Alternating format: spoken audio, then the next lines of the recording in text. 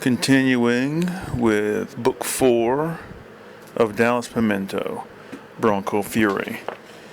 Beginning with a piece called Lysol is Not a Deodorizer.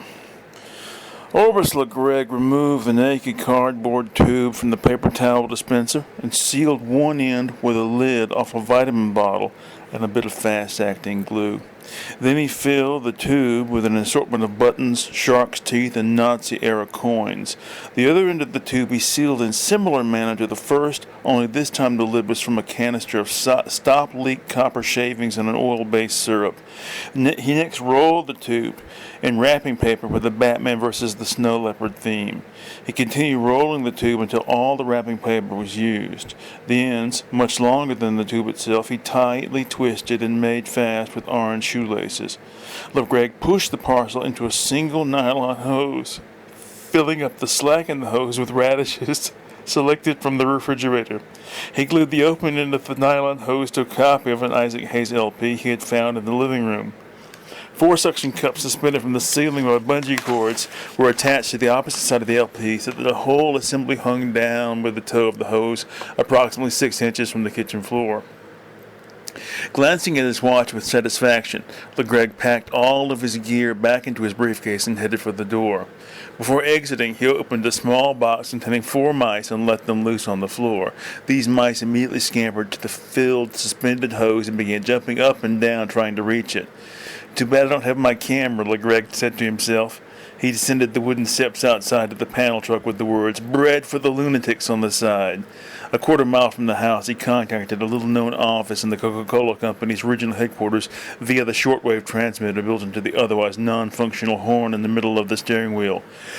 "Mission complete," he reported to the man he knew only as Heinz Laufer. "Excellent. Did you get a photograph?" Laufer asked. "Negative. I forgot my camera." "You numbskull! This transmission is terminated!" "Come on, Laufer. I'll get you a really good photo next time. It's just that I'm not used to these digital cameras. I keep thinking they're too delicate to carry about with me." "All right." Laufer forgave him. Your Mother's Army. Sticky Wiener was a good name for a band, but the band itself proved to be less interesting than the name. Roland Emery, the bass player, wore the same t-shirt in every public appearance. Their songs were all about the male-female dynamic. There were no guitar solos. "They ought to trade names with Danny Brown," Gifford Checkerman told his best friend Hale Newbolt. "Danny Brown is a great band," Newbolt explained to the girl he had brought along to Checkerman's house. "I know who they are," the girl Esmeralda replied. "You do?" Checkerman and Newbolt both asked. They couldn't believe it. Most girls didn't like kick-ass music, much less kick-ass music with a modicum of idiosyncrasy to it. "Yeah, they're okay," Esmeralda nodded. "Okay," Checkerman snorted. "They're okay," the girl repeated. "But I think the whole point behind their name is that it is boring." "What do you think of Sticky Wiener?" Checkerman asked. "I don't think anything of them. They're just there." "Good answer," Newbolt approved. From outside came a deafening explosion just at the threshold of concussive impact. Disoriented, the three scrambled to the window and looked down. A small airplane had crashed into the old well house in Checkerman's family's backyard. "Jesus Christ!" Esmeralda yelled. She ran out of the room and down the stairs. Without really thinking about it, Checkerman and Newbolt followed. Outside, they caught up with the girl as she was braving the flames from the wreckage, trying to get closer. "Get back!" Checkerman bellowed. "Where's the hose?" he demanded, turning around. Checkerman hesitated, then went to get it. Newbolt stood transfixed, watching the girl moving desperately back and forth. "What kind of fool is she?" he asked himself. Antiquated cat thimble. Orbis LeGreg opened a can of beans and dumped them into a plastic bowl. He took them to the counter and sat down on one of the stools there. "Why didn't you just eat them out of the can?" Nuki, the puppet on Quasi the monkey's right hand, asked. "Because I can't doctor them the way I want in the can," LeGreg answered. "What are you going to doctor them with?" Nuki asked. A curious thing about Nuki was that he could speak even though his manipulator could not. "Mustard," LeGreg told him. Both Nuki and Quasi looked dumbly about the counter on which Quasi sat, seeing no mustard. LeGreg sighed, realizing he had forgotten the damn mustard. Rummaging through the refrigerator, he came across a small jar of translucent fluid. "What the hell is this?" he asked, holding it up. "Quasi's eye medicine," said Nuki. "Leave it out, please." "I didn't know he had an eye condition," LeGreg said as he continued to hunt for the mustard. "Yeah, he can't read." Can't read? LeGreg questioned, standing up with the jar of generic brand mustard he had finally found turned over behind the innumerable containers of apple jelly. Lukey shook his head in response. Well, can you? LeGreg asked. Oh, yeah, I can read, the puppet affirmed. Well, why don't you read to him? LeGreg sat back down at the counter and dumped a generous measure of mustard into the bowl with his beans. He began stirring them. I do, said Nuki, but I can't always be there for him. Inevitably, as much as it pains us both, sometimes we must be separated. Like when? Like when Quasi's taking a bath. And he wants to read in the bath? LeGreg took a bite of his beans and frowned. The combination was not good. Charlie Daniel, zoologist. Enid waited until Beard Toucher went to feed the rooster to go into the professor's study and look through the forbidden book. It was filled, as she had suspected, with cartoons and comic strips she had never seen before, by people she had never heard of. As she turned the pages, she paused occasionally to listen for Beard Toucher's return. What would happen if she were caught looking at the book? She didn't like to speculate. Finally, with an open-mouthed shake of her head at the sheer quantity of comics, she shut the book and returned it to its place on the pedestal where the dictionary had been kept back in the days of the professor's father's residency. She didn't wonder over the reason why the book was forbidden to her. Downstairs, Beard Toucher managed to shut the door that led from the basement out to the rooster's pens using his back. He was holding his mangled right hand with his left, squeezing at the wrist to staunch the flow of blood. Enid, he called. Enid, get the professor. He stumbled to the bottom of the stairs and sat down on the bottom step, breathing heavily and gathering strength for the climb. He called out twice more, and as he reached the halfway point on the stairs, was answered by Enid opening the door above. She cried out and began to descend, but Beard Toucher snapped, Don't bother, girl. Just get the professor. After I see you safely to the top, Enid insisted stubbornly. Once Beard Toucher was seated on one of the chairs in the hallway above, Enid ran up another flight of stairs and along a corridor to the door to the professor's private chamber. She knocked heavily. What is it, you inquisitive girl? The old man asked on opening the door crack. He was dressed in his burgundy silk dressing gown. Beard Toucher's hand has nearly been bitten off by that giant rooster, Enid told him. The professor stepped outside, drawing the door shut behind him so that Enid might see as little as possible of the interior of the chamber. Where is he asked. In the entry hall. Ready the laboratory, girl, while I make a cursory examination. Enid acknowledged the order, but as the professor hurried away, she looked at the old man's door with curious eyes. Fiddle's not for children. What's she princess of? Naomi asked her table-mate, as both stared at the beautiful young woman sitting across the room at the Admiral's table. Princess of Chin, I think, Helgary whispered back. Chin? What's that? Naomi asked. The man sitting on the opposite side of the table from them, who had earlier kindly passed the gravy boat to Helgary, leaned forward and answered Naomi's question. It's a region out west, he said, near Boliana. Used to be part of the Yamakan Empire. Fearing he may have said too much, the man returned his gaze to his plate where there were mashed potatoes that needed finishing. His name was Kemdos. He was a bit of a know-it-all, but at least he recognized this flaw within himself and tried to keep it under control. Thank you, Naomi said. Kemdos nodded without looking up. She's getting up, Helgary hissed. Across the room, Imena, Princess of Chin, rose carefully from her chair and smiled generously at the dozen men brought to their feet by her action.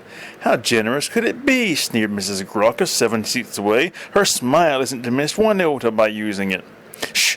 Her husband insisted. Well, her teeth don't fall out, do they? Mrs. Graucus dumped the remainder of the wine in her glass down her throat and looked across the table at Baron Bancroft, now lowering his tired and threadbare booty back into his seat. That's real fur, Naomi whispered to Helgary as they watched the princess cross the room to the exit wrapped in her stole. Of course it is, Helgary agreed. Captain Sudmusk took a calming breath as he watched the door close on the princess. His orders were explicit. No action was to be taken while the princess was in the room.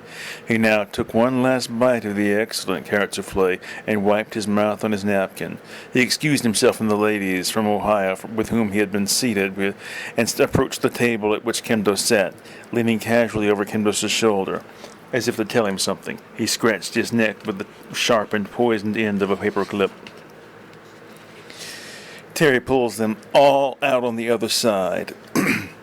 It's too bad the second quintet didn't record more of their own compositions live, Lyndon Franker commented to his friend Orbis LeGreg as the two spent a quiet evening in the common room connecting their bachelor apartments. The second great quintet, LeGreg corrected. Remember that part, it's important. Oh, but you know who it is that I'm referring to, Franker protested. Yes, but LeGreg began to explain, but paused at the creak of the stairs outside. Are you expecting anybody? He asked Franker, who, shaking his head, stared at the door.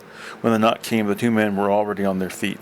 Yes, LeGreg called from inside the room, his hand on a stout length of steel pipe, padded with duct tape on the end he held. It's me, Mrs. Aaron, Mr. LeGreg. It was their landlady. I've got a gentleman with me who would like to speak with you. Can you vouch for him, Mrs. Aaron? LeGreg asked warily. Franker held an antique sword he had taken down from over the mantel. Yes, Mr. LeGreg, I've known him for over 3 years. LeGreg and Franker exchanged a look prior to LeGreg throwing the door open. There stood the stern Mrs. Aaron, looking like a stereotypical squaw, but dressed in the clothes of a lower middle-class homemaker. Beside her was a prematurely stooped man of about 40 years of age, wearing a thick, dark mustache and a black suit. This is Gerald Poontucker, Mrs. Aaron introduced the man to her tenants. This is Oberst LeGreg and Lyndon Franker.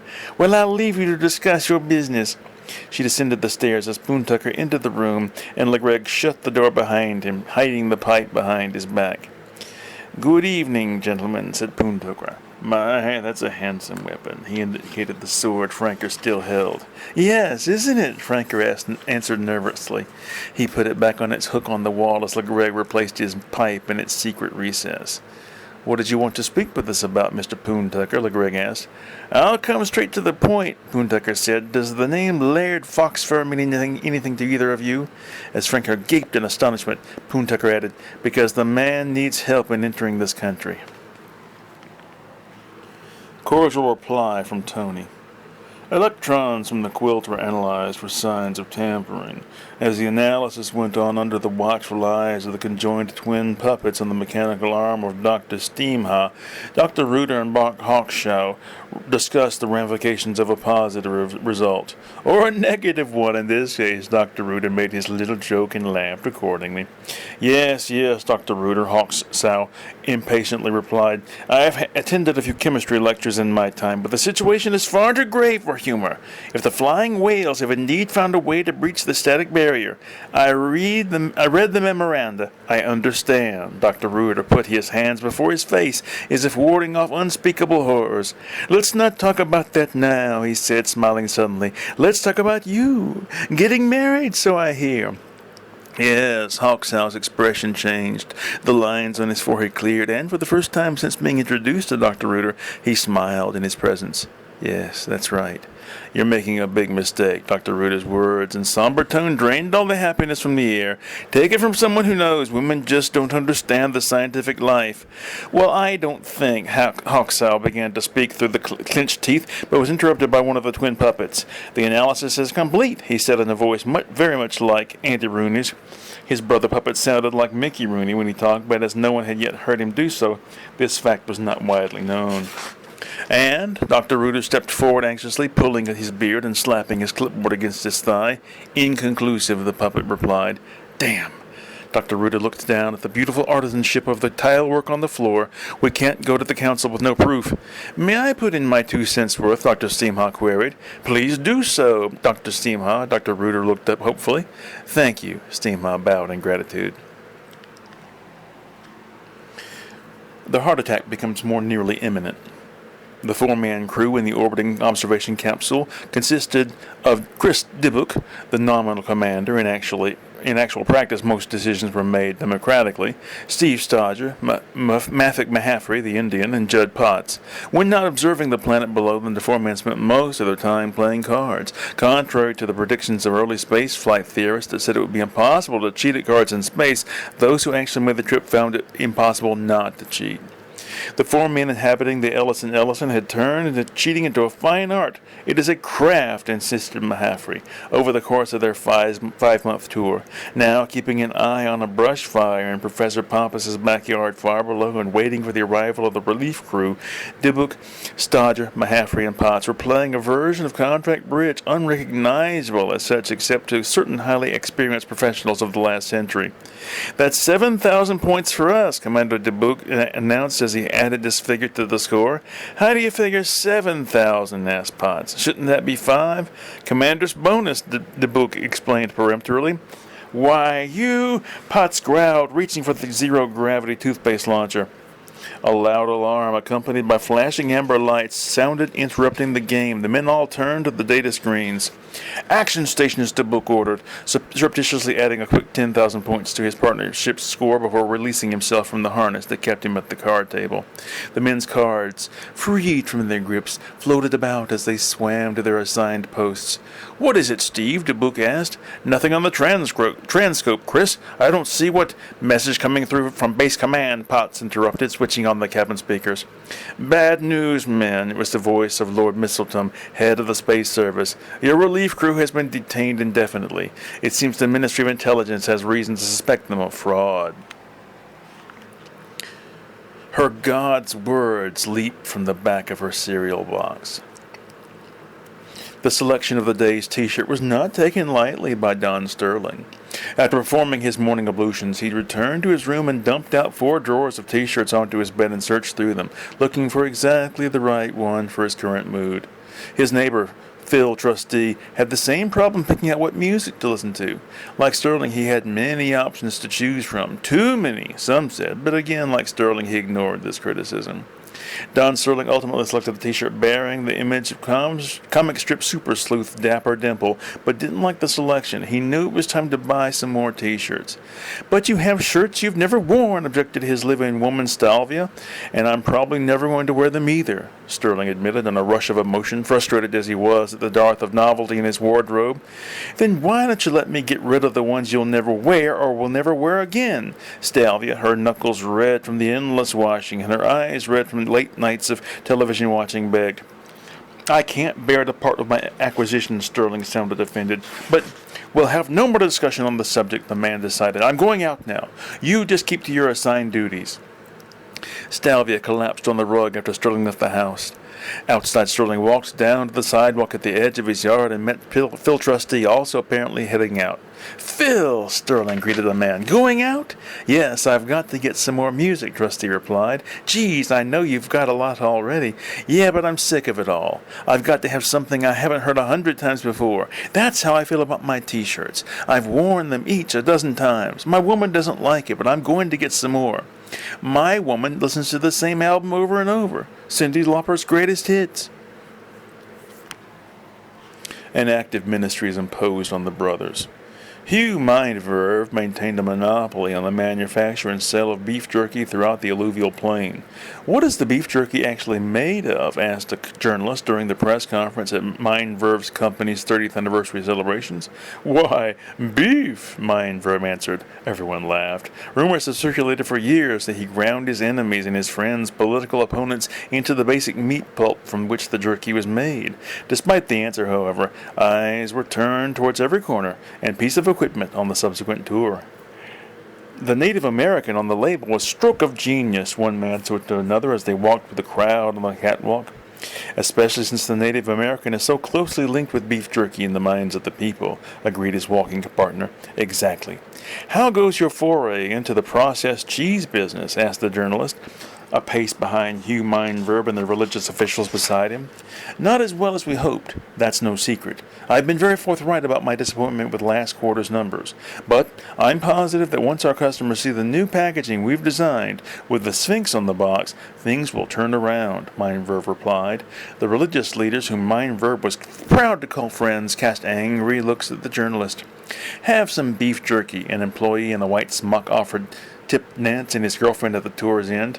This is fresh," Nance enthused as he bit a piece off. "Actually, it's not," the employee corrected. "As with any preserved food product, the older it is, the better it is. This is Mr. Mindverbe's private stock, first laid down when he started the company 30 years ago this month." "But it's so tender," Nance corrected himself, feeling a fool. "All part of the aging process," the employee smiled, waving them aside and offering a sample to the next guest. "Might the lack of packaging have something to do with it?" asked Nance's girlfriend as they walked away. "Don't be a fool, Darwa," Nance poured disdain on her suggestion.